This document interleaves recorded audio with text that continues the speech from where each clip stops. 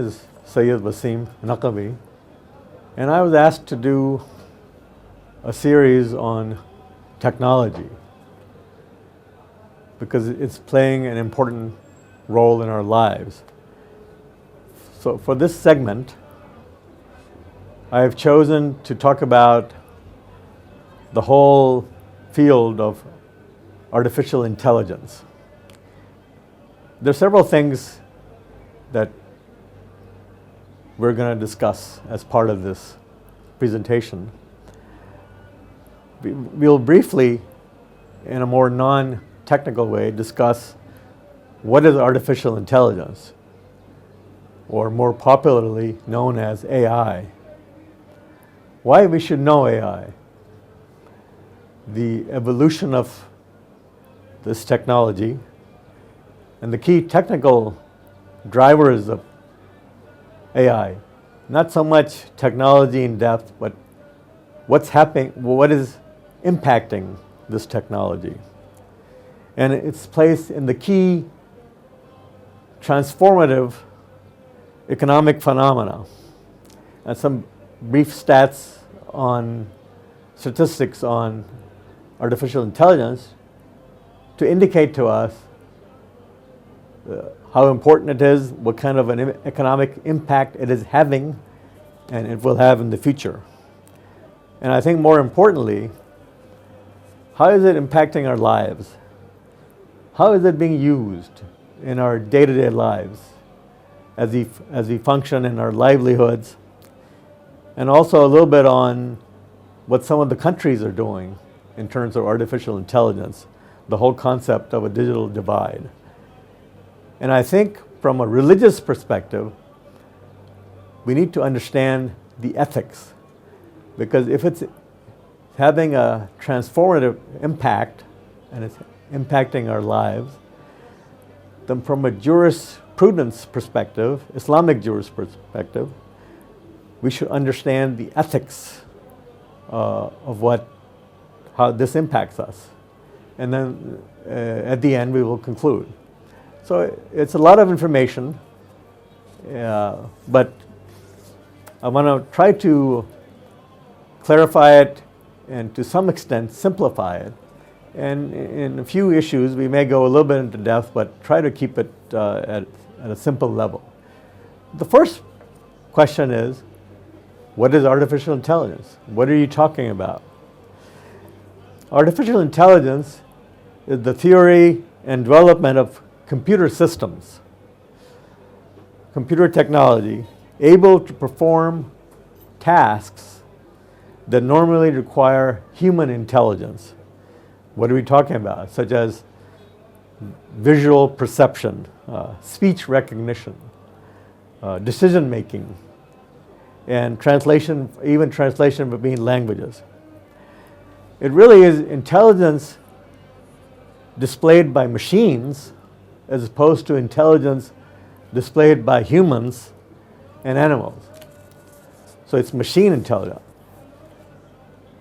Another way to put it is artificial intelligence is a simulation of human intelligence. So it simulates human intelligence, especially processes of intelligence, including learning, reasoning, self-correction, and it is increasingly becoming a transformative business force.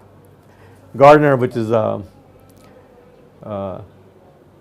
important consulting organization and puts out statistics, said that its business impact in the next 5 years will approach $3.9 trillion. That's a mind-boggling number.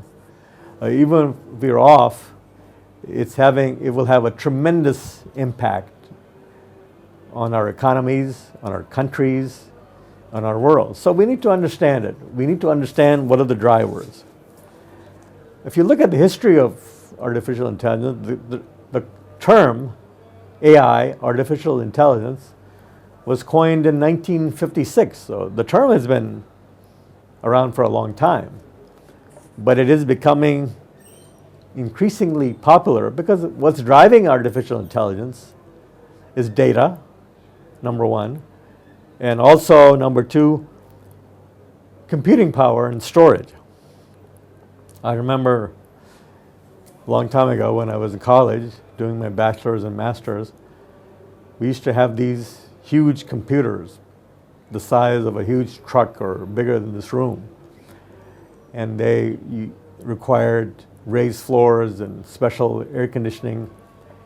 The capacity they had, now my little iPhone that's in my pocket substantially exceeds the capacity they had. So technology is evolving, and it's evolving at a very rapid pace.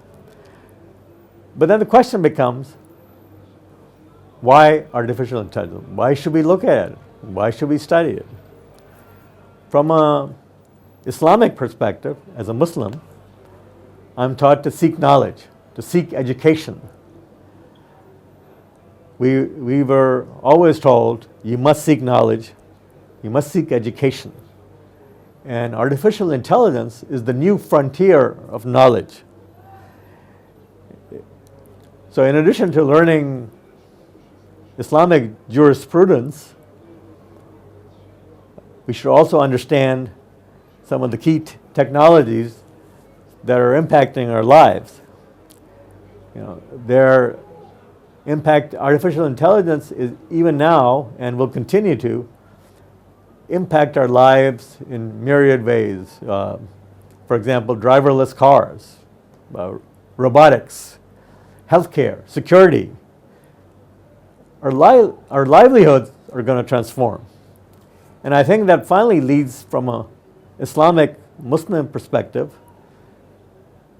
what are the ethics of dealing with artificial intelligence? What are the societal and ethical implications? We have to understand that. Sophisticated AI technologies are reinventing how we work, how we live our lives. So it's important to understand it.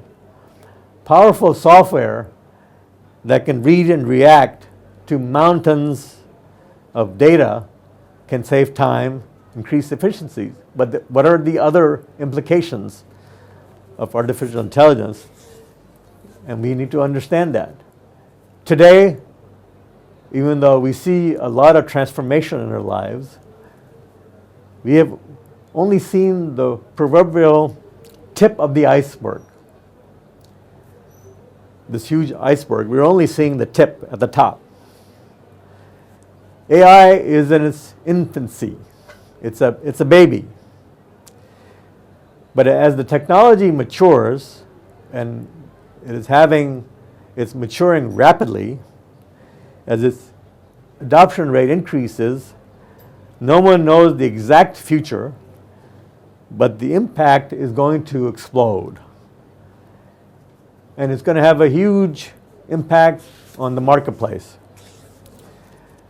I didn't have an opportunity to bring a lot of people to have a discussion on artificial intelligence in Karbala here, but there are many people who have made statements and comments relating to artificial intelligence. For example, Elon Musk, who is the CEO of Tesla and SpaceX, and he's been known to provide some insights, whether we always agree with him or not.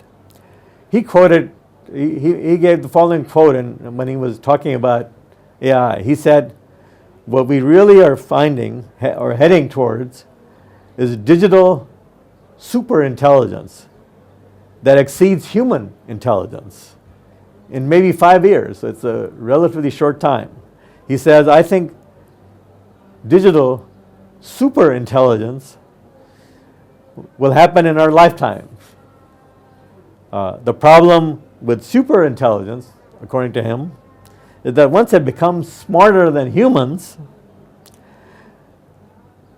there is a possibility that we may lose control over it. And that has some very frightening implications. artificial intelligence may try to reach which humans may not have access to, information which humans may not have access to. But we may not have a way to stop it. And that's his opinion. He also said that competition for AI superiority at a national level may likely lead to World War III. So obviously that's going to have a dramatic impact on our lives. He finally said that AI is the greatest risk facing our civilization. And so it's very important that we understand it. We understand the ethics of it, the implications of it. And it's really too powerful to be left to the big companies that are working on it right now, like Facebook, Amazon, IBM, Microsoft, Google. These companies are literally spending hundreds and hundreds of millions of dollars on research and trying to achieve success in this arena and translate that into products in our lives. Let's look a little bit into the evolution of technology. So at least we understand the sequence. Now, we had the era of microprocessors where we had these big, huge computers which had limited capacity, as I said, but that was the beginning of this process. And we had mini computers, and then we had the advent of the desktop, and the mini computers and laptops. So the footprint is getting smaller and smaller. Then we had the development of the internet. That's it's been a phenomenon that has had a great impact on people's lives. People are using it throughout the world. It's transforming businesses and how we do business. We also have the Internet of Things, IoT, where we're connecting billions of devices. And we also have mobile technology. Everybody nowadays is carrying phones, and increasingly smartphones. And they're getting smaller and smaller and greater capacity. The new frontier is the age of AI, artificial intelligence. Artificial intelligence is going to drive the microprocessors. We're going to have big data, because you need data to drive artificial intelligence. You need data, and the second thing you need is processing, computer processing, machine learning. So there are two drivers: data and greater processing power in computers.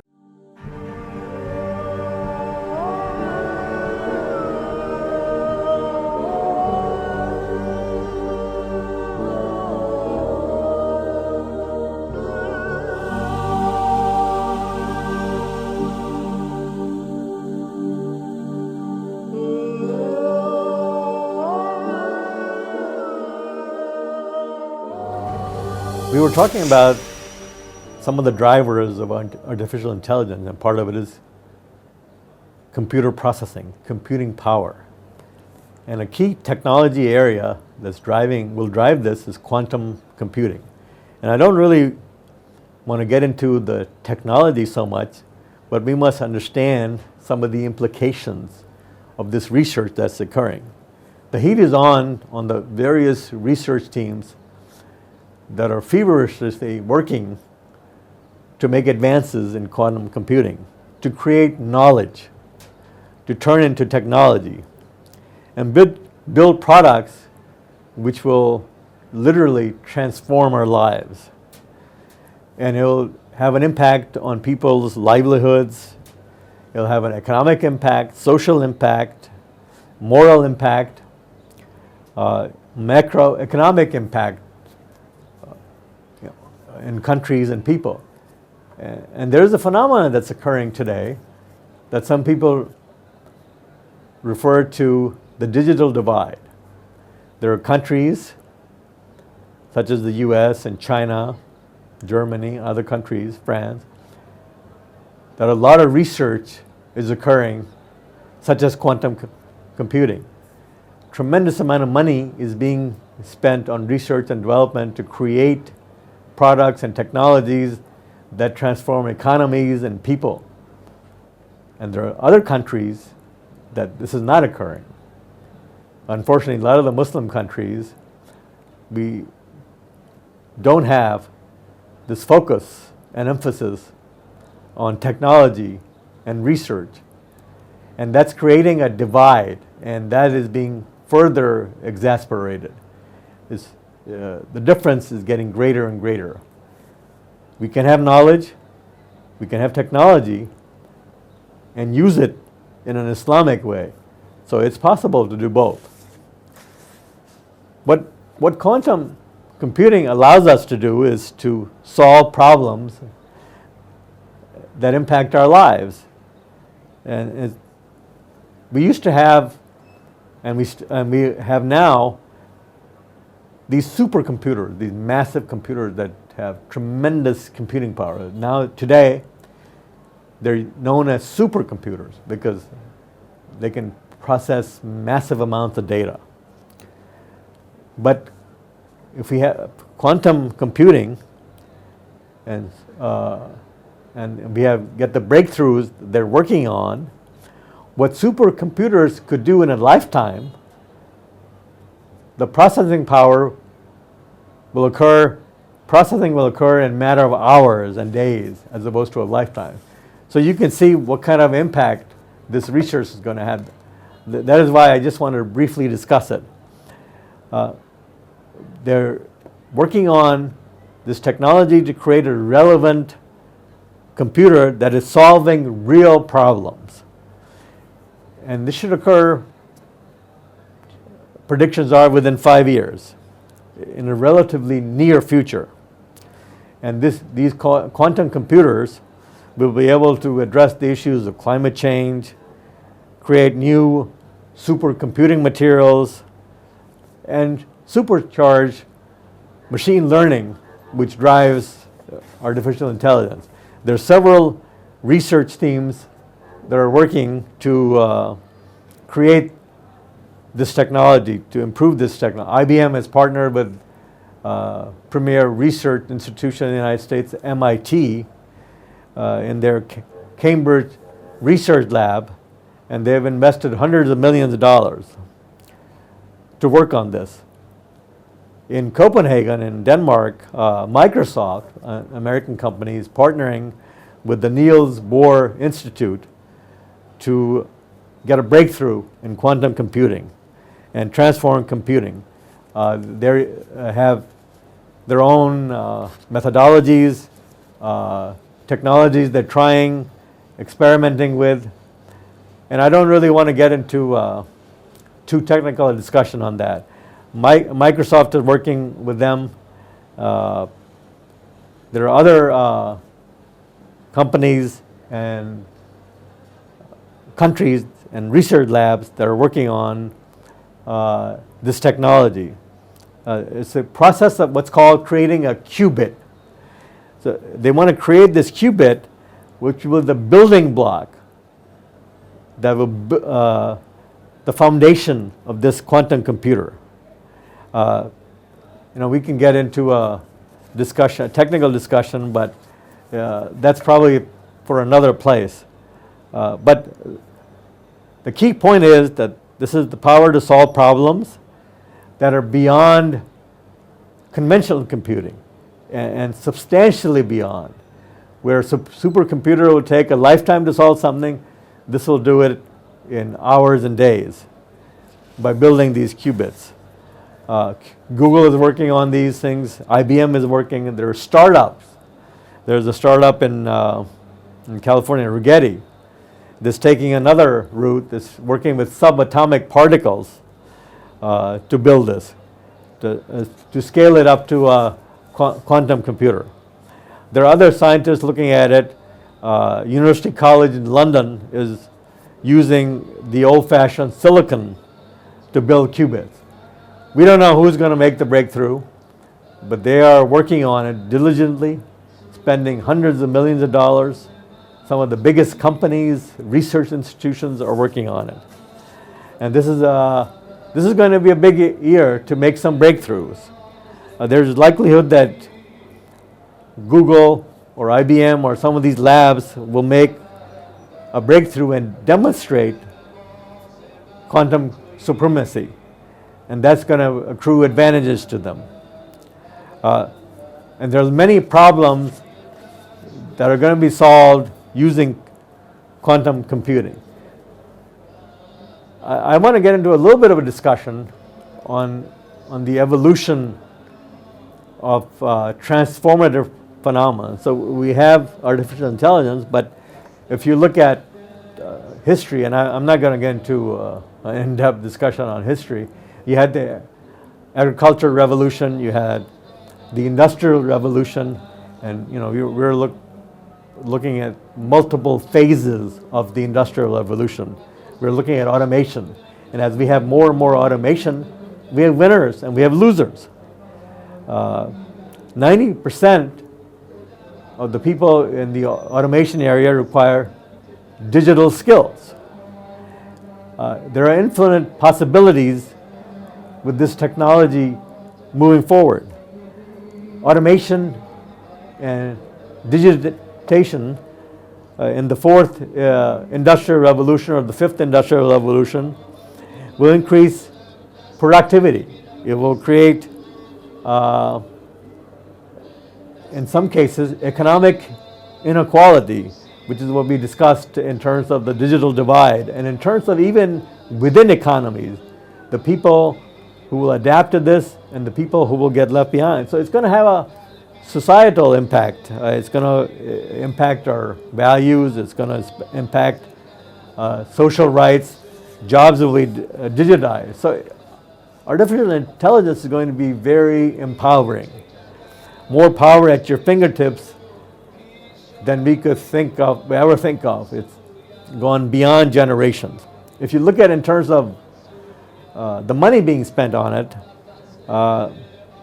in 2016, we had in the US maybe a couple of $1 billion, less than $2 billion being spent on it. But in another 6-7 years, the expenditure on it is going to be into multiple billions. There's going to be an economic impact, which we talked about earlier, but just the expenditure on trying to achieve some of these breakthroughs is going to be in the level of 59-60 billion in a few short years. The other thing that's going to have an impact as we move forward is the connectivity, the communication, and mobile devices. So that has a parallel, corollary impact on lives. There's going to be an exponential growth in mobile devices, and I think most people have seen this already. Today we have maybe 6 billion mobile devices. By 2025, there are predictions that there are going to be over several hundred billion mobile devices. As we move forward, AI and mobile devices are going to create massive amounts of data.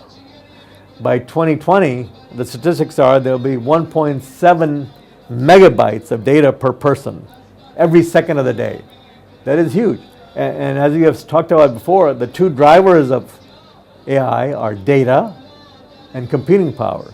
So we have just briefly discussed the key drivers of artificial intelligence.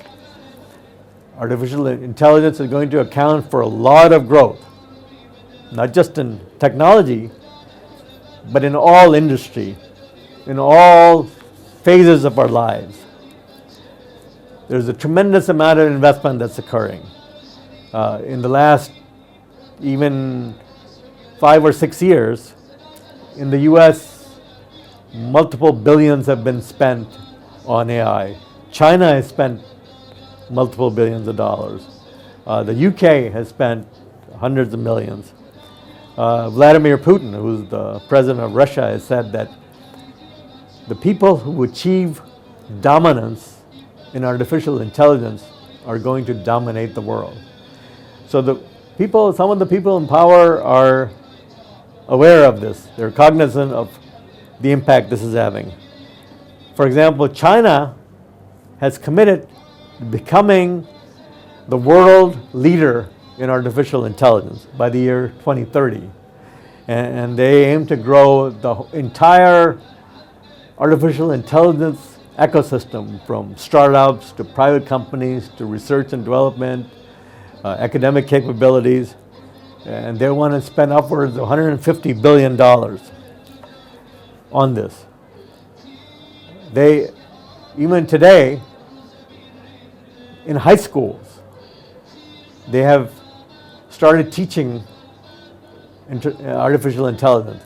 They have textbooks on the fundamentals of artificial intelligence, because they aim to be a leader, and they're starting by education and knowledge.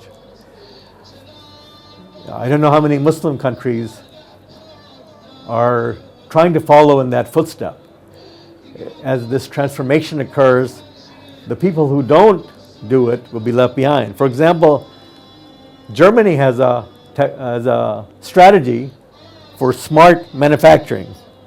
They want to produce cars, refrigerators, things that we use all the time, using integrated artificial intelligence. Deep learning requires, which is one of the drivers of artificial intelligence,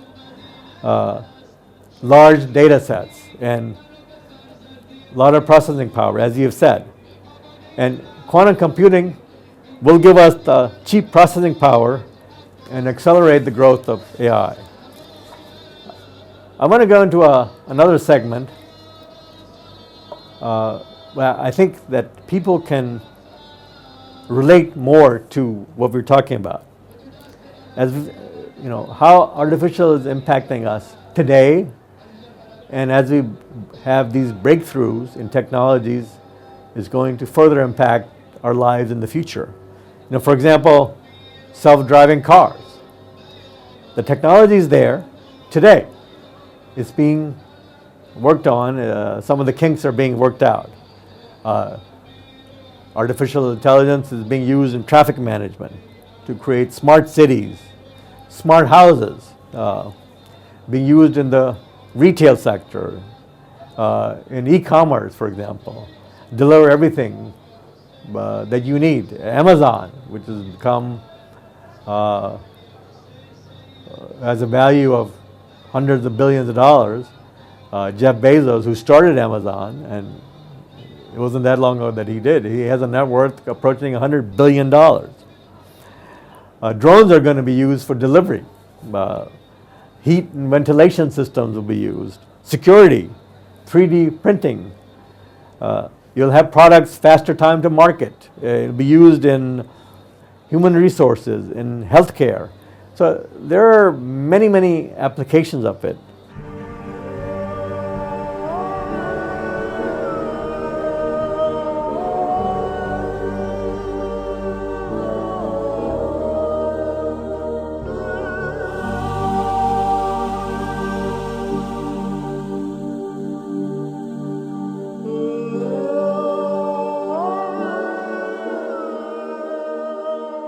We were talking about the uses of artificial intelligence so that we can better relate to how it's impacting our lives. We were talking about taking a trip from Washington to Najaf, where some of the capabilities, which we already have, the technology is already there, but it may not be in use as much. For example, before I leave, the driverless car is going to deliver my groceries, the food products, the different things I need, and maybe the products I may need on my trip. But it will make an adjustment. It'll be an automated system that's going to order the groceries that I normally get, and it'll make an adjustment because I'm leaving. It's going to control the heating and the cooling in the house to make sure that the security system is in place, and many other things that are needed. The driverless car is going to come at the appointed time to pick me up, to take me to the airport.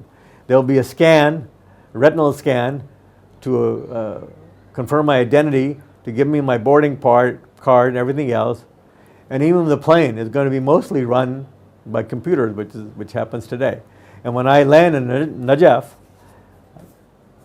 I'll be able to see on my telephone where my driverless car is in the parking lot. It will direct me to the car. I will sit in the car. It will adjust the temperature in the car based on my preferences. It will tell me the latest news, because that is what the preference I have. Local news, international news. It will tell me how long it's going to take me to drive to Karbala, what the traffic conditions are, and it will play whatever on the sound system, whatever that I have an interest in. It may have Quranic text, whatever else. When I arrive at the hotel, I'll have somebody check a capability, a robotic capability that will check me in, give me the news about the hotel and what's happening locally. So that's just a brief example of the technology that's already there, but that the implication that the use is going to increase and it's going to be more prevalent as we progress. And it may have changes that occur as we go through this process. So a lot of things are going to occur. You're going to have deliveries through drones. That's a possibility. You have facial recognition when it comes to security. You'll be able to pick out people. You know, for example, it just happened recently. I'm not talking about the future. This happened a few weeks back in China. There was a gathering of, I think, almost 60,000 people, and through facial recognition, they picked out a criminal and arrested him, who had no idea that by attending this event, his face is going to be recognized, and that was using artificial intelligence. So it's a real life example today. It's going to be used in healthcare. It's going to be used in HR, involved in 3D printing, which is another big topic. We're going to have situations where machines are going to replace humans. And again, another Chinese example, in law enforcement, they are undertaking an unmanned police station. There'll be no people. They'll be able to do simulated driver exams. They will be able to do registration and all the things that you need to interact with the local police station, and have the capability where we, using facial recognition, identify criminals, even in large audiences. There are many other uses. Some of them are more mundane. For example, bookkeeping. That's a very easy example. AI in accounting and bookkeeping will automate data entry. It will, and reporting, be able to do so with much less human error, faster, at lower cost. So as far as businesses are concerned, it's going to increase profits, it's going to increase efficiency, and it's going to allow them to operate more effectively. But we also have to understand the social implications of it. So that's a whole other topic that we have to discuss as part of this. It can be used in job interviews, where on your phone the questions will pop up on different areas, and then it'll go through the answers and correlate them. Once it's done, it's going to it's going to go through all the data, and it's going to have data on the characteristics of people who have had similar jobs, and then when it goes through all the data, it will be able to select appropriate element. That doesn't mean you don't have human involvement. You can use the data, and human involvement can also be part of it. In telemarketing, it's used today where ads and interaction with consumers is directed based on data and knowledge, where you have targets identified based on characteristics and data. So a lot of things can occur. You know, you can have receptionists, which are able to do the work without even human involvement. They can have a voice-activated response to questions. They can even, for example, if you have a door locked, they can recognize people and open the door. They can do a lot of tasks, and you can even control them from halfway around the world. But obviously, the drawback is you lose some of the human touch, and that has its importance. Another huge area that can impact our lives, it can impact the lifestyle and our well-being, is healthcare. That is a huge area. Accenture, another consulting organization, reported that applications with the potential for near impact in medicine will have a dramatic financial impact. Results from artificial intelligence will save maybe, I'm talking about the US economy, $150 billion. This will occur in the short-term future. We're talking about within the next 10 years. So it'll have a huge, huge impact, economic impact. Some of the things, and there are many, many things, but just a few other things that will have an impact. And what we're trying to do is to translate the technology and the research into how it's impacting our day-to-day lives. We will have, for example, robot-assisted surgery. It's occurring today. It's just going to be accelerate, and the capabilities are going to increase. The estimated value of that is going to be in the upwards of $40 to $50 billion. What are the benefits? What does it mean to me or the people who are involved with this? Is that it's minimally invasive. So it takes, it's more efficient in terms of how you work with the human body. You improve results, you improve techniques, you reduce the length of stay in a hospital by maybe 20%, 20 to 25%. There's another technology that we left to the medical expert, the Vinci Technique, which performs procedures with greater flexibility and control. And it's being utilized today. There will be virtual nursing assistants. That's going to have an estimated value of maybe $20 billion. And we're talking about the short term. Lessen the burden on medical professionals and healthcare providers. An obvious impact it's going to have is administrative workflow. Estimated value maybe 18 to 20 billion. Administration of administrative workflow, documentation, reporting. That's one of the key things that occurs, especially in the United States, where everything is documented, everything is reported on. There are efforts underway with, for example, the IBM and one of the premier medical facilities, Cleveland Clinic, and also with General Electric and Johns Hopkins, where we're analyzing medical records and improving care, and in fact also having predictive analysis. Something that happened just recently, a couple of weeks ago actually, the FDA, the Food and Drug Administration, which is responsible for all approvals for medicines and new technologies, approved an AI software system that can identify diabetic retinopathy, which is an eye disease. Many people get it, but it can do it without having an eye specialist. It can identify it, and it is the latest in a long line of breakthroughs that are occurring and will continue to occur. And that doesn't mean that we're going to have the absence of a doctor. It just means that doctors are going to be able to do a better job of diagnosis and treatment and increase efficiency. And that's a real life example. we can more easily spot cancer cells using artificial intelligence.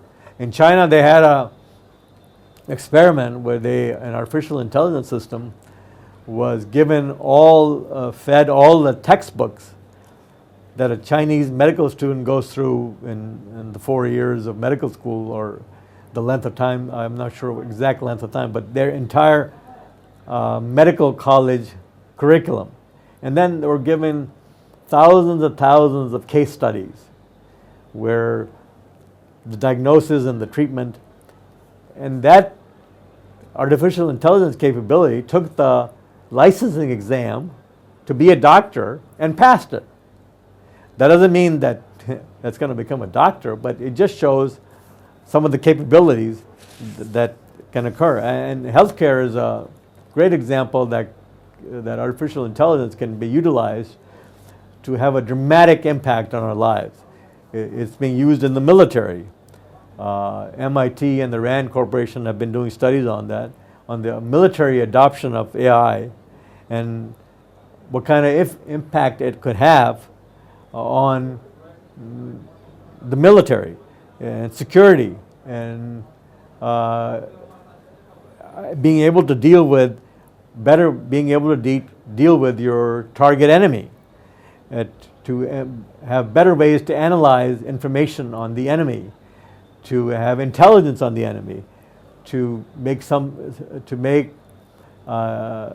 of the intelligence, to turn it into useful information. So there are many military uses of artificial intelligence, and that can be dangerous. It can lead to even increased friction between countries and people. But this is where you have the technology, but you still need the human interaction, and you need the ethics that go with it.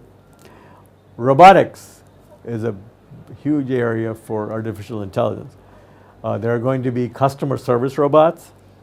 They're going to grow in the neighborhood of 20% to 25% in the next 2 years. There are going to be defense robotics in the military. There are going to be cleaning robots. There are going to be logistical systems. Even in places like where you have interaction with people in car dealerships to give and collect info. So in all kinds of different uses. In security, you can see anomalies. You can see when you have a congregation of people, suspicious movement or events. Security is a big issue here. And the artificial intelligence can play a great role in security. As I had said before, in China, they picked out a criminal in a gathering of 60,000 people using artificial intelligence capability. So it has a real and significant impact. Even in the media, in the news, Reuters, which is a big news agency, and other outlets are now using artificial intelligence to sift through vast amounts of data.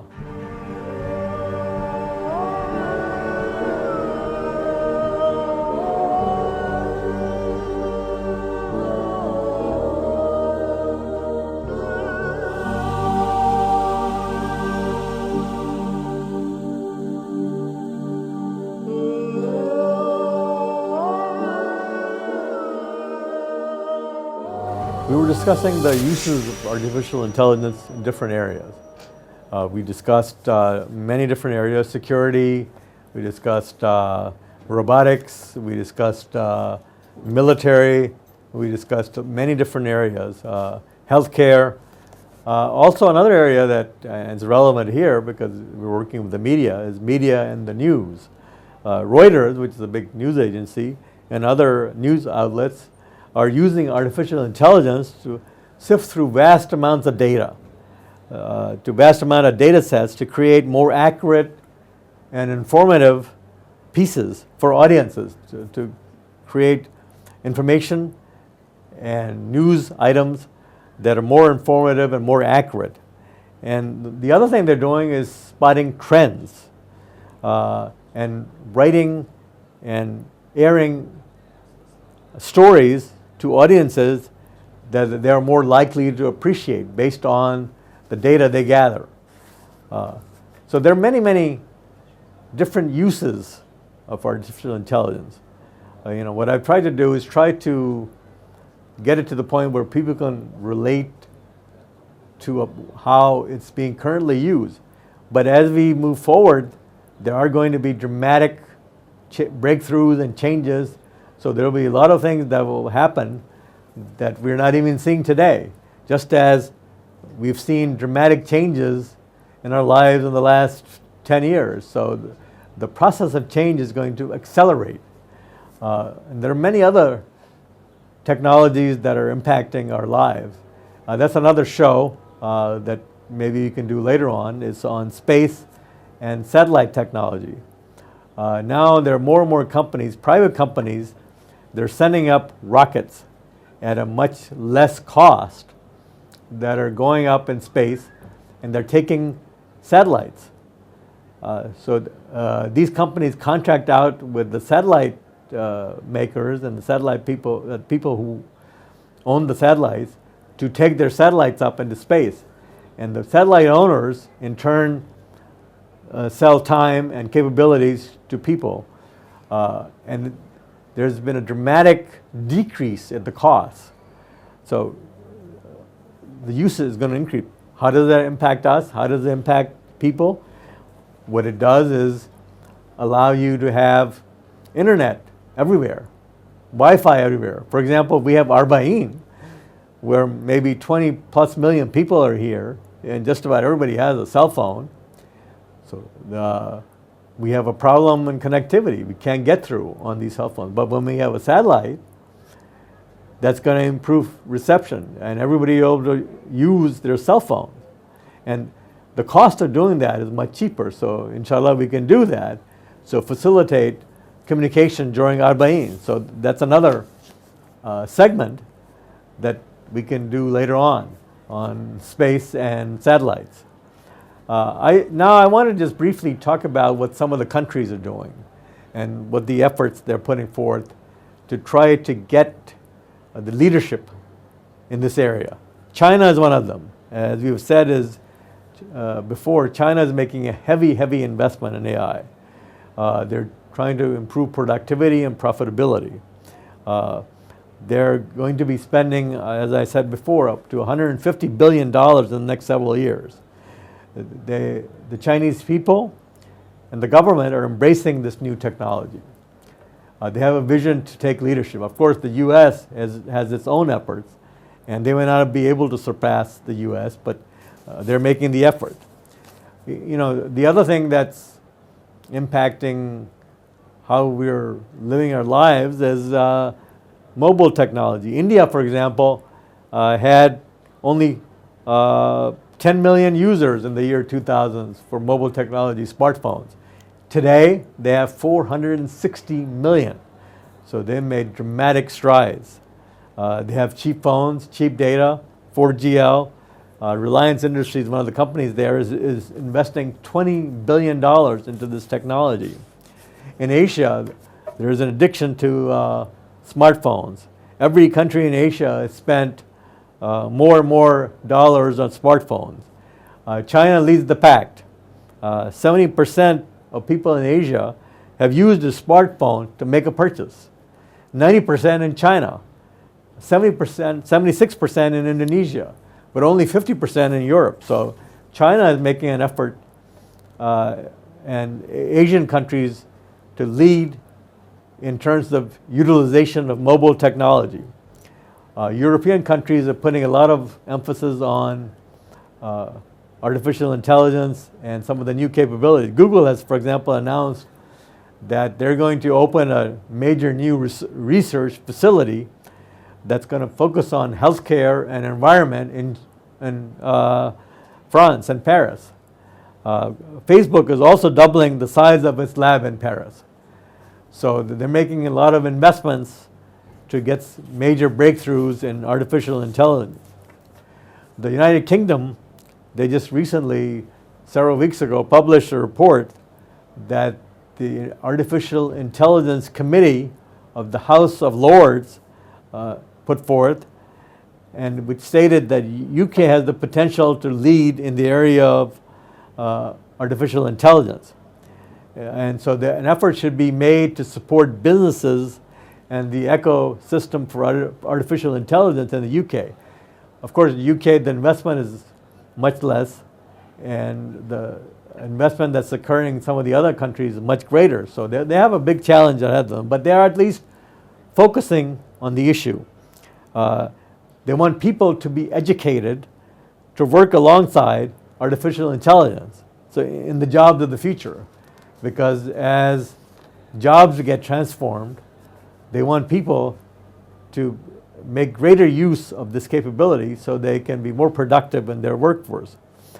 That such education and ongoing education should mitigate the effects on the jobs. And that's based on their report and the research they did. Many jobs will be enhanced by AI, not just some may be eliminated, but many will be enhanced by AI. And many new jobs will be created which don't exist today. So there will be opportunities. And retraining knowledge and education will become a lifelong necessity. And that's going to occur throughout one's life. This is a part of their report. But they also are stating that voluntary mechanisms should be put in place to inform people when AI is being used. So people should know, and as opposed to mandating it, there should be voluntary mechanisms to let people know that artificial intelligence is being used. And they want artificial intelligence to be used for the public benefit, and international standards to be should be developed. British Prime Minister May spoke at the World Economic Forum, which is a gathering of some of the elites from throughout the world in Davos, Switzerland. She said AI can be developed in a safe and ethical manner. So ethics is a very important part of artificial intelligence.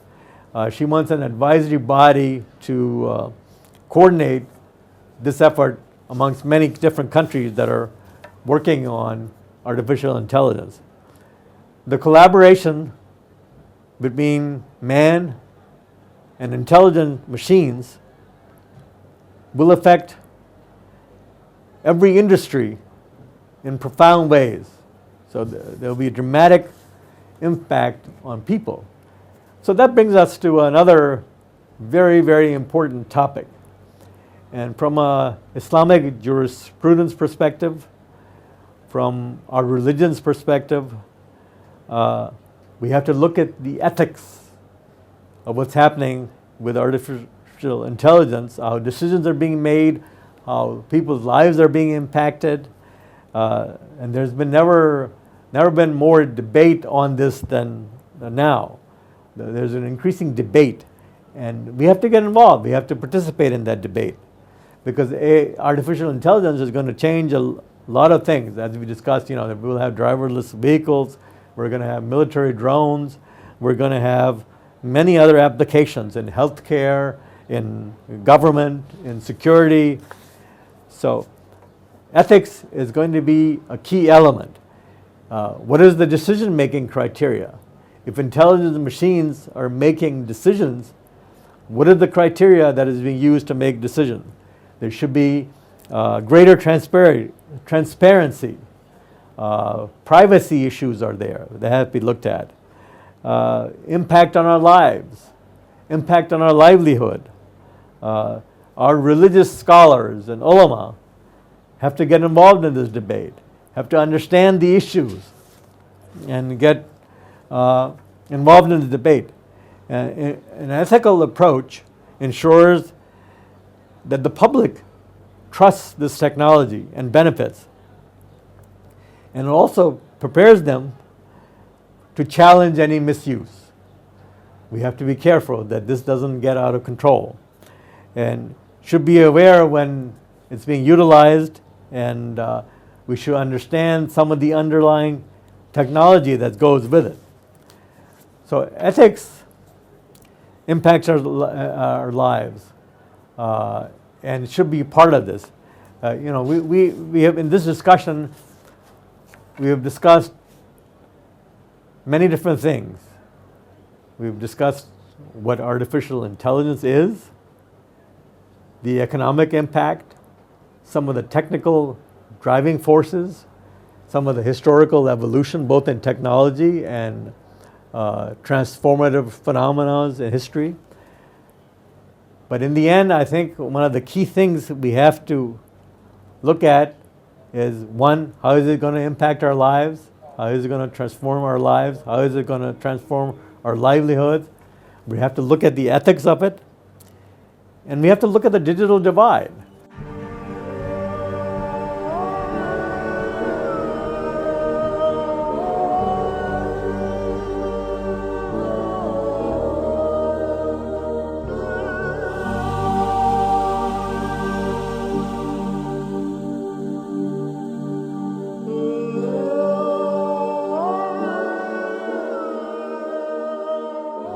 As we conclude this initial discussion on artificial intelligence, I just wanted to summarize a couple of things. We've talked about a lot of things.